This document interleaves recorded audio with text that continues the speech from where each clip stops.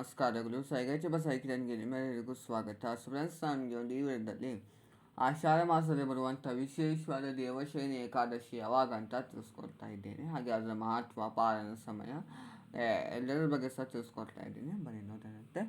ಈ ದೇವಶಯನಿ ಏಕಾದಶಿಗೆ ನಾವು ಶಯನಿ ಏಕಾದಶಿ, ಪದ್ಮ ಏಕಾದಶಿ ಅಂತ ಸಹ ಕರೆಯುತ್ತೇವೆ. ಈ ಪರ್ವ ಏಕಾದಶಿದಂದು ಮಹಾವಿಷ್ಣುವು 4 ತಿಂಗಳ ಕಾಲ ನಿದ್ರೆಗೆ ಜಾರುತ್ತಾನೆ. ಸೊ ಅದಕ್ಕೆ ನಾವು ಇದನ್ನು ಶಯನಿ ಏಕಾದಶಿ ಅಂತ ಕರೆಯುತ್ತೇವೆ. ಈ ದೇವಶಯನಿ ಏಕಾದಶಿ ನಮಗೆ ಯಾವಾಗಪ್ಪ ಅನ್ನೋದಾದರೆ, ಇದು ನಮಗೆ ಅಂದರೆ ಆಷಾಢ ಮಾಸದ ಶುಕ್ಲ ಪಕ್ಷದ ದೇವಶಯನಿ ಏಕಾದಶಿ ತಿಥಿ ನಮಗೆ ಪ್ರಾರಂಭವಾಗುವಂಥದ್ದು 5ನೇ ತಾರೀಕು ಶನಿವಾರ ಸಂಜೆ 6:59 ಪ್ರಾರಂಭವಾದರೆ 6ನೇ ತಾರೀಕು ರಾತ್ರಿ 9:16 ಅದು ಮುಕ್ತಾಯಗೊಳ್ಳುತ್ತದೆ. ಸೊ ನಾವು ಸೂರ್ಯೋದಯದ ತಿಥಿಯನ್ನು ಗಣನೆ ತೆಗೆದುಕೊಂಡು 6ನೇ ತಾರೀಕು ಭಾನುವಾರ ಆಚರಣೆ ಮಾಡ್ತೇವೆ. ಹಾಗೆ ನಾವು ಉಪವಾಸವನ್ನು ಇದ್ದು ನಾವು ಈ ಏಕಾದಶಿಯನ್ನು ಆಚರಣೆ ಮಾಡಬೇಕಾಗಿರುತ್ತದೆ.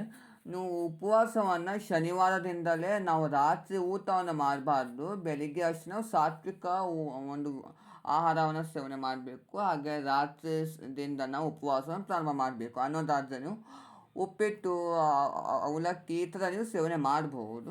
ಆದರೆ ಭಾನುವಾರ ಮಾತ್ರ ನೀವು ಕಂಪ್ಲೀಟಾಗಿ ಇಡೀ ದಿವಸ ಉಪವಾಸವನ್ನಿದ್ದು ಸೋಮವಾರ ನೀವು ಪಾಲನವನ್ನು ಮಾಡಬೇಕು. ಕೆಲವರು ನಿರ್ಜಲ ಉಪವಾಸವನ್ನು ಸಹ ಇರ್ತಾರೆ.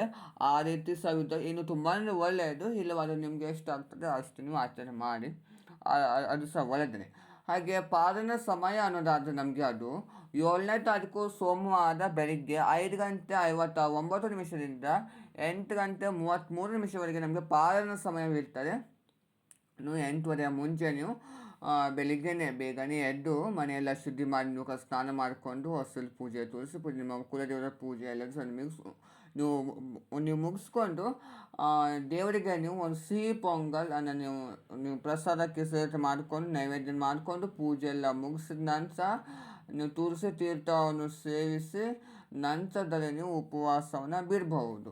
ಯಾವ ರೀತಿ ನೀವು ಉಪವಾಸವನ್ನು ಪ್ರಾರಂಭ ಮಾಡಬೇಕು ಅನ್ನೋದಾದರೆ, ಭಾನುವಾರ ನೀವು ಬೆಳಿಗ್ಗೆ ನೀವು ಪೂಜೆ ಮಾಡುವ ಮುಂಚೆ ನೀವು ಸಂಕಲ್ಪ ಮಾಡ್ಕೋಬೇಕು. ನಾನು ಇವತ್ತಿನ ದಿವಸ ನಾನು ಕಂಪ್ಲೀಟಾಗಿ ಉಪವಾಸವಿದ್ದು ಈ ದೇವಶಯನಿ ಏಕಾದಶಿನ ಆಚರಣೆ ಮಾಡ್ತೀನಿ ಅಂತ ನೀವು ಸಂಕಲ್ಪ ಮಾಡ್ಕೊಂಡಿದ್ದ ನಂತರ ನೀವು ಉಪವಾಸವನ್ನು ನೀವು ಪ್ರಾರಂಭ ಮಾಡಬೇಕಾಗಿರುತ್ತದೆ ಭಾನುವಾರ. ಹಾಗೆ ನಮಗೆ ಈ ಸಮಯದಲ್ಲಿ ಚಾತುರ್ಮಾಸವನ್ನು ಸಹ ನಮಗೆ ಪ್ರಾರಂಭವಾಗ್ತದೆ. ಈ ಕೆಲವರು ಚಾತುರ್ಮಾಸವನ್ನು ಸಹ ಆಚರಣೆ ಮಾಡ್ತಾರೆ. ಅದ್ರ ಬಗ್ಗೆ ನನಗೆ ಒಂದು ನಂತರದ ವಿಡಿಯೋದಲ್ಲಿ ತಿಳಿಸ್ಕೊಡ್ತಾ ಹೋಗ್ತೀನಿ. ಈ ಚಾತುರ್ಮಾಸ ನಮಗೆ ಈ ಏಕಾದಶಿದಿಂದಲೇ ನಮಗೆ ಪ್ರಾರಂಭವಾಗಿ ಕಾರ್ತಿಕ ಮಾಸದಲ್ಲಿ ಬರುವಂಥ ದೇವ ಪ್ರಬೋಧಿನಿ ಅಥವಾ ದೇವ ಊಟಿ ಏಕಾದಶಿದಂದು ಅದು ಮುಕ್ತಾಯಗೊಳ್ಳುತ್ತದೆ. ಅಂದರೆ 4 ತಿಂಗಳ ಕಾಲವಿರ್ತದೆ. ಸೊ ಅದಕ್ಕೆ ನಾವು ಚಾತುರ್ಮಾಸ ಅಂತ ಕರೆಯುತ್ತೇವೆ. ಮಹಾವಿಷ್ಣುವು ಪಾತಾಳ ಲೋಕದಲ್ಲಿ ನಿದ್ರೆಗೆ ಜಾರ್ತಾರೆ ಅಂತ ಒಂದು ನಂಬಿಕೆ. ಸೊ ಆದ್ದರಿಂದ ಈ ಶಯನಿ ಏಕಾದಶಿ ಹಾಗೆ ದೇವ ಊಟಿ ಏಕಾದಶಿಯನ್ನು ನಾವು ಆಚರಣೆ ಮಾಡುವಂಥದ್ದು. ನೋಡೋಣ ಫ್ರೆಂಡ್ಸ್, ಇವತ್ತಿನ ಈ ಒಂದು ವಿಡಿಯೋದಲ್ಲಿ ನಾನು ನಿಮಗೆ ದೇವಶಯನಿ ಏಕಾದಶಿ ಅದ್ರ ಬಗ್ಗೆ ಸಂಪೂರ್ಣವಾದ ಒಂದು ಮಾಹಿತಿಯನ್ನು ಕೊಟ್ಟಿದ್ದೀನಿ. ಎಲ್ಲರಿಗೂ ಸಹ ಇಷ್ಟವಾಗುತ್ತೆ ಅಂತ ಭಾವಿಸ್ತೀನಿ. ಇಷ್ಟವಾದರೆ ಲೈಕ್ ಮಾಡಿ, ಶೇರ್ ಮಾಡಿ, ಕಮೆಂಟ್ ಮಾಡಿ, ಹಾಗೆ ಸಬ್ಸ್ಕ್ರೈಬ್ ಮಾಡ್ಕೊಳ್ಳಿ. Thank you.